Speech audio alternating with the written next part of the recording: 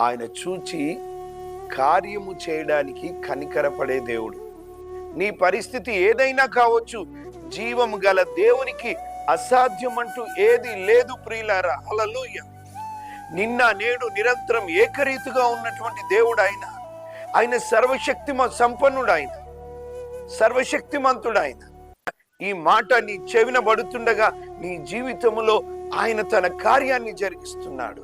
ఆయన కన్నులు నీ వైపు చూస్తున్నాయి, నిశ్చయంగా నిన్ను చూస్తున్నాడు. ఆయన నీ మీద కనికరపడి ఈరోజు ఆయన తన కృప ద్వారా నీ జీవితంలో కార్యము చేయబోతున్నాడు. హల్లెలూయా. బాధపడకు.